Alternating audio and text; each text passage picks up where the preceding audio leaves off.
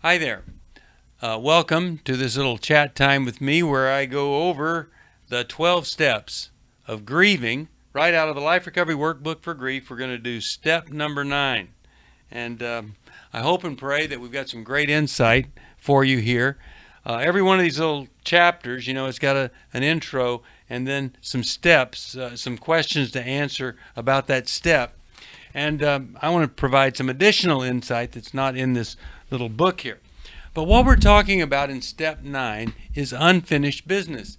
And that's what grieving really is all about. And when I talk to you about this step, in the beginning you might be thinking, what does this have to do with grief? I lost someone, they died, or they divorced me, or whatever. But I hope that you'll be able to see what I'm talking about as we get into it. But I want to give you the step in the scripture.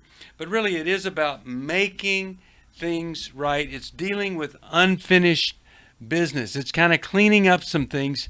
And here's step 8, because you have to know step 8 to get to step 9. Step 8 said, made a list of all the persons we had harmed and became willing to make amends to them. And then 9 is, we made direct amends to such people wherever it was possible, except when to do so would injure them or others. Now, just to give you the biblical perspective, this is so important. I've talked about this before, but Matthew 5:23-24 is the verse that goes with step 9. And it shows you how important this is. What could be more important than worshiping God? And yet it says here, if you're presenting a sacrifice at the altar and someone has something against you, leave your sacrifice there at the altar, go and be reconciled to that person. Then come and offer your sacrifice to God. Now, not a lot of people are tithers, you could say, or offer sacrifices. And so when somebody's worshiping God with tithes, offering, sacrifice, that's a pretty big deal. And yet here Christ is saying, that's not the priority here. The priority is making it right with other people, because he says, love the Lord your God with all your heart, everything you've got. And second but equal, love your neighbor as yourself. So you want to treat yourself as you would treat other people. When you come to this part, this making amends thing, making amends to people that you have wronged, it really does beg the question, why does that help you in the grieving process? Well, one big global, here's why it helps you, is you're doing this grieving. And grief should really strip away everything that you are. When I was grieving the loss of my father, I was just me. And people said to me, I like you better when you were grieving. It just takes away all the pretense and the facade. And so if that's the case, you're going to be looking at some things that maybe are unfinished. Well, let's take advantage of that. And let's clean that up to increase your freedom. Now, let's talk about this. You would expect others to make it right with you. You want to expect others, and you want to, you kind of want to demand even or request if you know someone's wronged you. Or you'll look back later and regret that you did that. See, because you'll think, I was such a codependent or whatever. I just let it go. Well, let's just don't let it go. Let's ask them to do the right thing. And then when they do the right thing, we want to forgive them. And we want to forgive them whether they try to make it right or not. But when they make it right, be sure that you do forgive them. But before you can forgive them, you kind of, let's just say somebody has divorced you. Well, you'd like them to try to make that right, not get married again, but at least say they were sorry. And so you'd want to forgive them. But whether or not you forgive them or they ask for forgiveness, you probably, if somebody divorced you, you were angry. And that anger is protest at reality. I hate this and I hate you would be another way of saying it. And then acceptance really is when you kind of sink down into the sadness because you see what reality really is. And so all of that goes together in the grieving process, and it finalizes some of the grief. So if somebody steals $10, I would expect them to try to make it right. If I knew they stole it, I would ask them to make it right. And then, no matter what, I would get rid of that expectation. And I'd just say, okay, they're not going to do it. And I'm angry about that. I could have spent that $10 so well. And I'm so sad. I lost a friend, and I lost my $10. Don't have it anymore. But I can accept it. I cry, I grieve, I talk about it, what that $10 meant to me, how I earned it. And then I wake up in a day or two, and it's not so painful anymore. Pretty tough. But it helps you be free. Now, when we look at loss, everybody that needs to grieve has lost something. You might have lost face. In other words, there might have been something revealed about you that you didn't know people would know, that you got fired, let's say. So now you lose your job and you lose your image. Or you, like me, my previous wife divorced me, so I lost my marriage, I lost my image, you could say. Very tough. It could be losing something material. Somebody stole something, they took it. It could be the loss of the person. A lot of different, you lose your job, your financial security. Loss requires grief. You embrace the feeling, you feel the feelings, you express the feelings rather than hide them, stuff them. That's not grieving. And that's going to come back to haunt you. So, if I'm in a place when I look at my life, something I had is gone, I need to grieve that loss. Security, my routine, whatever it is. Let's just say this. Let's say a person has stolen some money from you. Number one, I need to protect myself from being stolen from again. So if there's a note that I signed that was stupid and they abused it, I need to get off that note. But also, I need to protect others from being damaged by this freeloader person that goes around endearing himself to other people and then he steals their money. So I need to protect myself, get some help, could be legal, could be the police, and I need to protect others. I need to request that I be repaid, make an arrangement for repaying. And, I lower my expectations about that. And then I go through the process so that I can accept whatever is and I can forgive. But let's say it's not money. Let's say somebody murdered someone that I loved. In fact, there's an incident in the workbook about this. Well, I need to protect myself and others, so I need to press charges if nobody knows, or I need to call the police if I'm the only one that knows. I need to express my anger. I need to ask them to seek forgiveness. I need to accept that I can't get the person back that was killed. And then I need to forgive, and I need to move on. It is all about these three words: getting through it, getting over it, and getting beyond it. Let's say somebody dies. Well, I hate it that they died. I might yell at God and protest to God that they died. I would then be sad about the reality. So I could come to accept it. And then, here's the deal about somebody that dies. What if I had unfinished business with them?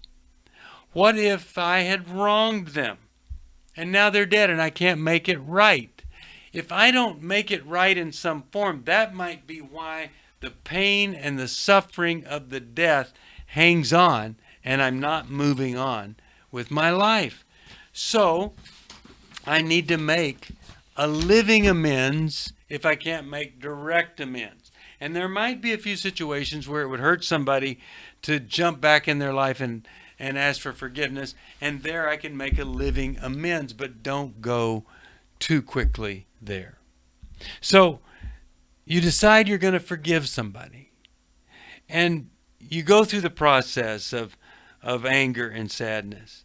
And then you you finalize that, after the grieving has been done and the acceptance is done. And then you're done. But you realize there may be a trigger here or there that reminds me of the hurt and pain. Doesn't mean I didn't forgive. It's just going to happen every now and then. Hopefully not too much. But the process in forgiving somebody or seeking forgiveness, you have to realize they may be angry when you seek forgiveness because they may not have known you did it. And so they may be angry, they may be sad, and they maybe don't ever want to see you anymore. But what you have to be worried about is just doing the next right thing. Now, making amends, it's not difficult to see how this works in the Bible. And of course, the hero of restitution and making amends was a wee little man, Zacchaeus. He has Jesus over for lunch. Jesus invited himself. And when it's all over, he says this, I'm going to give away half of everything I have to the poor. And if anybody comes over and I've cheated them, I'll give them 4 times what I took. Now, that first thing about just giving half of your money away to poor people, that's a living amends. See, he couldn't probably find out every person he had ever stolen anything from. So that might be impossible. But he makes a living amends, and in honor of that, he gives that money away to somebody else, gets it out of sight. And I think that's just a remarkable way to see the heart of Zacchaeus had truly, totally changed everything in him. As I mentioned, when I found out my father had died, and I went to Brian, and he's there in a coffin, a casket, and a flag, the Navy sent over a folded flag, and all of that, and then I went into that grieving process. But in that process of entering in and engaging those emotions, I have to tell you, I had about 20/20 vision into my soul, and more defects and more things that needed to be resolved. And so I did the grief work. Anger, protest, he was too young, sadness, accepting, I can't get him back, and then moving on with my life. You never know the impact that grieving will have on you. Never know the impact grieving will have on someone else. But take a look at every person in your life. When my dad died, I had to ask myself, how did I hurt him? How did I cause problems for him? I had to do a little evaluation, some soul searching. What would I have made right with him if he had lived? And then I had to make a living amends for that. So, if somebody has something against us and they die, if somebody has something against us and they divorce us, for us to truly bring closure and move on, it might be helpful to make what's called a living amends. If I can't restore it to the person, I can do it to somebody else. And when I do this, when I make amends, I'm free. I've told this story so many times of stealing $1,000 worth of clothes, figured out the interest, finally one day, $6,000, wrote the guy a check. It was years later that I wrote that check, and I calculated all that interest, $6,000. He writes me back he was about to give up on humanity, but he got my check and my letter, said it restored his faith in people again. I'd never know how much it meant to him.